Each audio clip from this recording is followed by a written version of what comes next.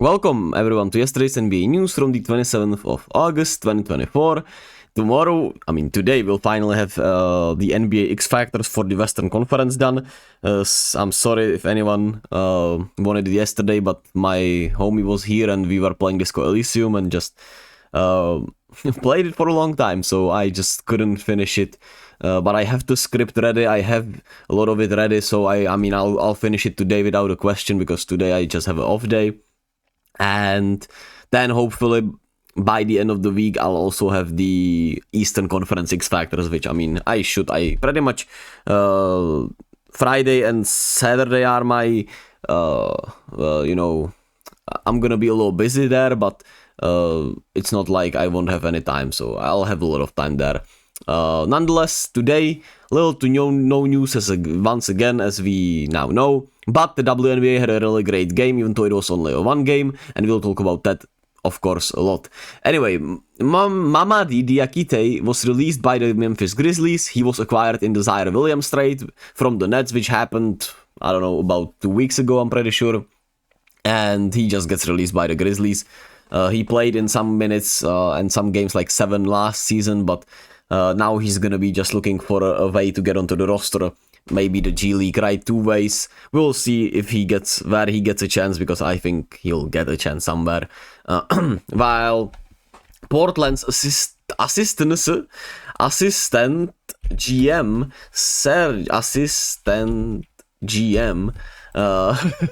Sergio Oliva is the head coach now for the Portland's G League team Rip City Remix, which is, by the way, a dope name, I would say.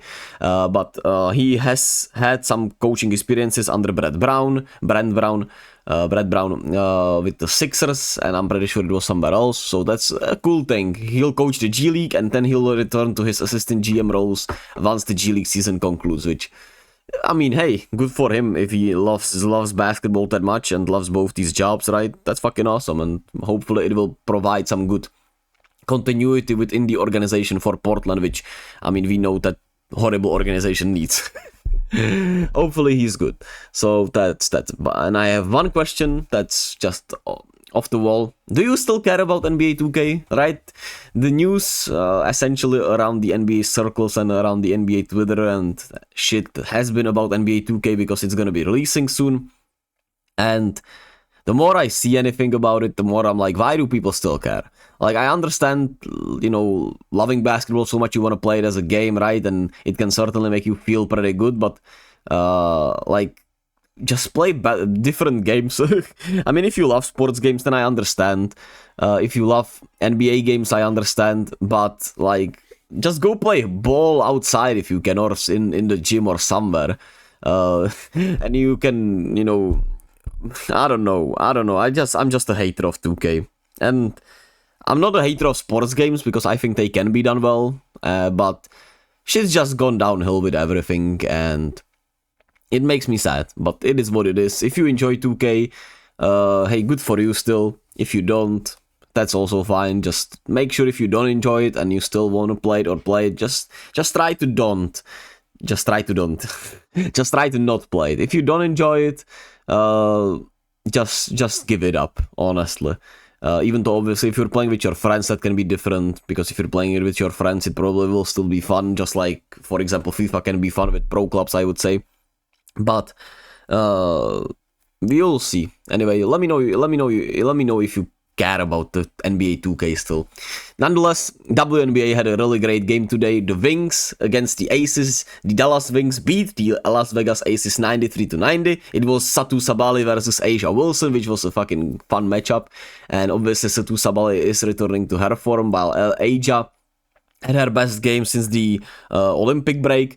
And it was a really great duel, but it does feel like the Aces are fatigued a little bit. I read and heard that a team that had 4 Olympians in an Olympic year, or however many it was, has never won the WNBA championship, which obviously the Aces are going for a three-peat, which is also in a way, it's also incredibly hard, which just doesn't bode well for them. And it feels like they are fatigued. It feels like they're just not themselves completely defensively. They're not great. The role players are not doing that well. While I'm not sure if Jackie Young, Kelsey Plum, and Chelsea Gray are doing as well as you would think overall, especially on the season as a whole. And then you have Asia, who's having an incredible year, right? She had 43 points today, missed the game tying 3-pointer today, but she was once again really incredible. But the Wings dominated the boards 50-31, which is kind of crazy if you ask me. And Asia had just 6 rebounds. She needs to get her ass on the boards. But it's just it's just a combination of everything with the Aces, right? They've been essentially they've had an incredibly tough schedule all around with the Olympics and everything. They had a lot of Olympians, like I said. They also had a lot of injuries to start the season, and the role players are not clicking. There has also been a lawsuit, so there might be some inner turmoil in the organization, and obviously they've won back-to-back titles. Everyone is gunning for them, so it's tough. And they're pretty much just the middle of the pack in rebounding, and the Wings are also, but they got absolutely cooked on the boards. Okay, Roman. They got absolutely cooked on the boards today. While the Wings themselves defensively aren't like anything great, right? They had 13 more shots, which greatly pretty much made up for the fact that they fouled the Aces that much that they shot 30 free throws on the night, right? Even though they missed 7 of them. Which, if they made them, it's a different ball game, but they didn't. And the end of the game was essentially all about free throws, and Asia Wilson missed one, Natasha Howard missed one, but Satou Sabally, of course, did not miss one. Jackie Young missed her chances, but it's tough. It's tough.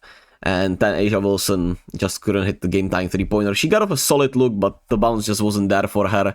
It would be crazy if she did. She would have like 46 points, right? She was 16 of 22, so she would be 17 of 22, and she would have made it, pushed it out into overtime, which obviously the momentum would be on their slate, but it is what it is. While for the Wings, it was a big 3 in a way. Arike, Natasha, and Satou Sabally, aka Satou Sabally, Natasha Howard, and Arike Ogunbowale, they have had an incredible game each, and one of them, they combined for 72 of the 93 points that the Dallas Wings scored. And that's the recipe for them, right? Arike to be more efficient with all these, with Satou back, right? Satou doing a little bit of everything, Arike doing a little bit of everything. They're both really great all-around players, and they can balance it out overall with their assists also and rebounding. While Natasha Howard had a really good game offensively, McCowan had 17 rebounds, which was obviously huge in this game. They only need, defensively, like I said, there's a lot to be desired, but they need one of JC Sheldon or Maddie Siegrist to once again break out, but Maddie Siegrist has not been getting that much time since she returned from the finger injury, and JC Sheldon, I don't know, man. I don't know. Obviously, I'm not following it as closely. I've not watched every minute of every game, but I don't know. It's just not there. It's just not there yet for her, but it's her rookie season, so she might figure it out. She might not. We'll see. Obviously, the WNBA can be kinda unforgiving in that sense, but we'll see. But a good win for the Wings. Really bad. Really bad. It's a bad loss for the Aces. And they will have a tough schedule, like I said. They play the Dream next, but the Dream have been playing better and have been really good since the All-Star break. The All-Star Olympic break. And when you look at the schedule, like I did when we talked about it previously, they in September play the Mercury, the Sky, the Sun, the Liberty, the Fever twice, who have been on a better roll, the Sun again, which is twice the Sun, twice the Fever, the Storm, who are slipping, the Wings again. It's a tough schedule, man, and they will make the playoffs very likely. They would have to lose all the games, I guess, right? If they were to not make the playoffs, but the schedule is not great for them, so we'll see. We'll see how they do. Nonetheless, NBA X Factors later today. Be kind to others, be gentle with yourselves. Tomorrow we have WNBA, a huge slate. The Connecticut Sun against the Indiana Fever should be a great one. Washington Mystics against the Chicago Sky, pretty much the must win for the Sky. Liberty, New York Liberty against the LA Sparks, that should be an easy one for the Liberty, but I mean, who knows. The Minnesota Lynx against Phoenix Mercury, that should be another good one. And Atlanta Dream against the Seattle Storm, which is, I would say, also a must win for the Storm in a way to get the momentum back on their side. Nonetheless, as always, be kind to others, be gentle with yourselves, and I'll catch you all later with the NBA X Factor news, and I'll catch you all whenever, wherever.